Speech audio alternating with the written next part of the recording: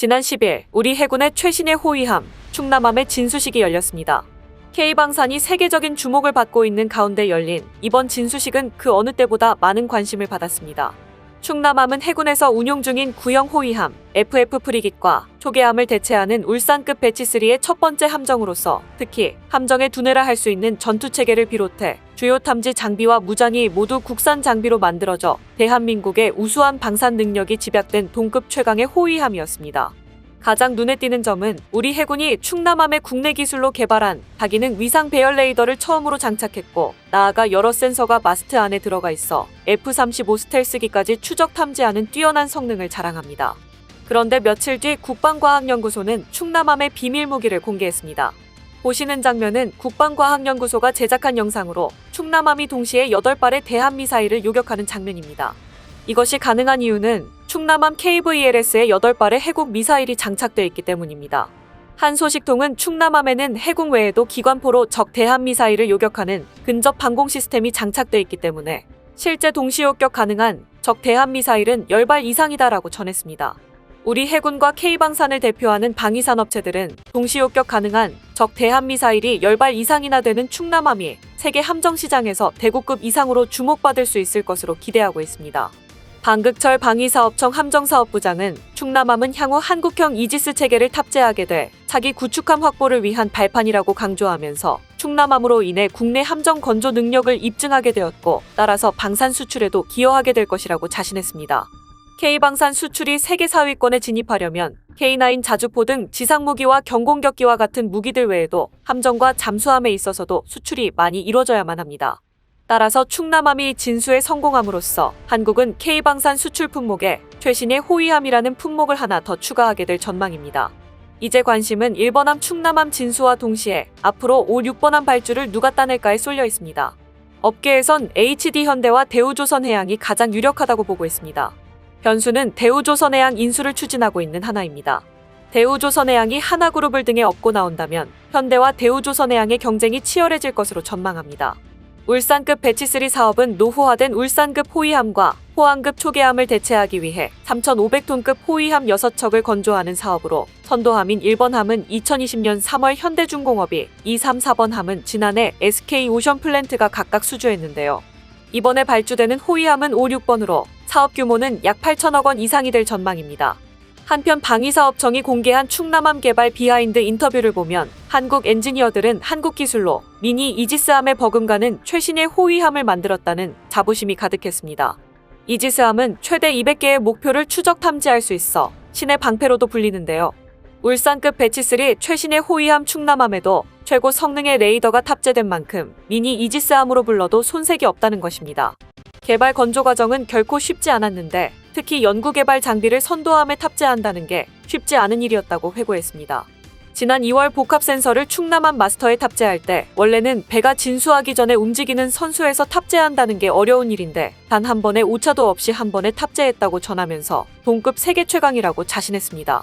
방위사업청 엔지니어들은 충남함의 소프트웨어는 100% 국내 기술로 개발된 것이라고 강조하면서 특히 충남함에는 함정이 두 동강 나는 것을 방지하기 위한 박스거더를 적용했다고 자랑했습니다.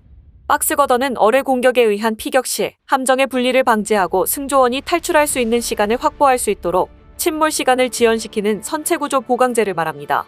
이 인터뷰를 자세히 들어보면 한국 엔지니어들이 최근에는 함정 단계가 아니라 전투체계만 사겠다는 나라들도 있는데 어떤 나라들은 설계 기술까지 달라 이런 케이스까지 생기고 있다. 그만큼 한국의 기술력이 높이 평가되고 있다는 점에서는 긍정적이지만 설계 기술 이전은 전략적으로 대응해야 한다고 입을 모았습니다.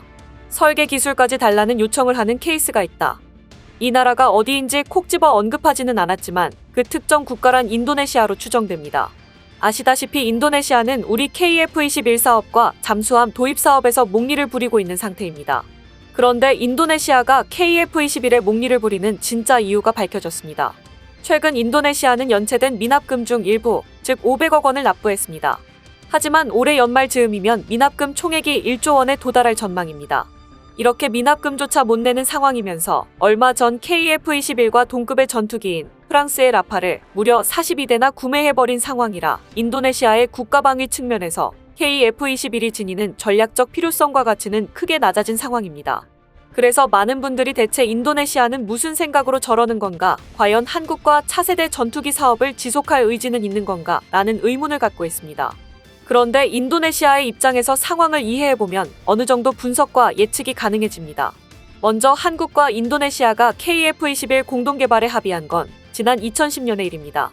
10여 년의 세월이 흐르면서 인도네시아는 전례 없는 고속성장을 거듭하게 되었고, 무엇보다 트럼프 이후 미중 패권 전쟁의 소용돌이 속에서 가장 수혜를 볼 국가들로 베트남과 인도네시아, 인도가 지목되자 전 세계로부터 투자가 쏟아지고 있는 상황입니다.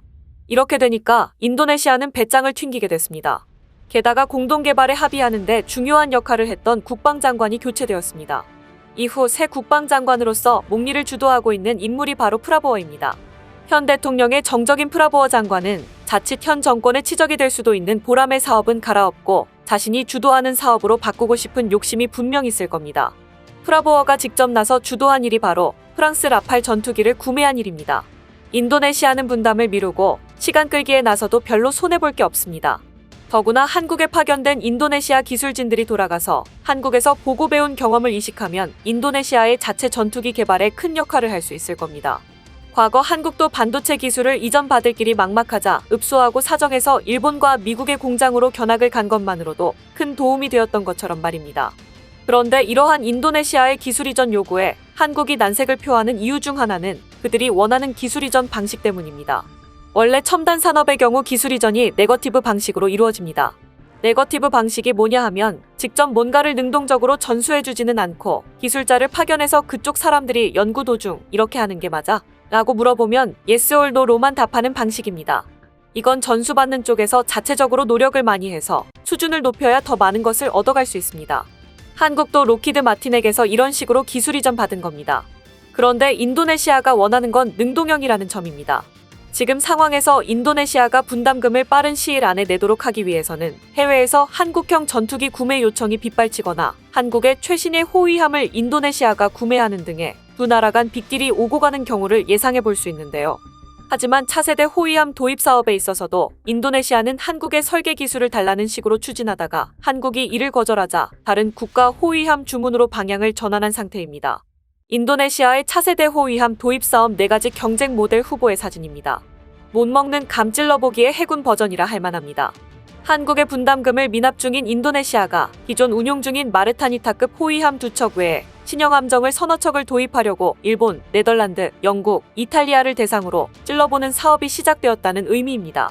현재 일본과 대중국 공동견제 목적과 경제협력 강화 목적으로 30FFM 도입을 추진한다는 뉴스가 있었지만 돈이 없는 인도네시아가 그냥 유지운용 장점을 살리기 위해 기존 시그마 10514급을 추가 도입할 것이란 전망도 우세합니다. 한국 해군이 최신의 3,600톤급 호위함 충남함을 진수했다는 소식이 전해지자 중국은 자국의 호위함 054B, 054A와 비교하면서 우리 054B랑 한번 붙어볼래? 라고 폄하하는 댓글들도 많았지만 이게 054B보다 훨씬 낫네. 한국도 4세대 호위함을 개발 중이라던데 저 엔진이 너무 부럽다. 솔직히 레이더, 터빈 등 모든 분야에서 우리 054A보다 훨씬 낫다. 나만 나름 괜찮다고 느낀 건가? 등의 부럽다는 반응이 상당수였습니다. 특히 한국이 중국의 주요 고객인 동남아 국가들에 대해 이제 최신의 호위함마저 수출하는 것인가 질투와 우려가 섞여 있는 반응을 보였습니다. 결국 지금 한국이 취해야 할 자세는 이번 울산급 배치3 호위함을 제값을 받고 수출해 K9 자주포, K2 흑표 전차, FA50 경공격기에 이어 최정의 미니 이지스급 호위함 분야에 있어서도 한국의 기술력을 인정받는 것입니다. 한국 해군의 호위함 수출은 지난 2013년 태국, 2016년 필리핀에 수출한 사례가 있는데요. 올해 한국은 팀쉽이라는 TF를 꾸려 원스톱으로 방산업체 수출을 지원하고 있습니다. 한국의 기술로 개발한 최신의 호위함이 각국에 수출돼 반성 없는 전범국과 역사를 왜곡하는 주변국들을 박멸하는 데 가장 날카로운 창이 되길 바랍니다. 오늘 준비한 소식은 여기까지입니다. 댓글을 통한 여러분들의 많은 의견 기다리겠습니다. 시청해주셔서 감사합니다.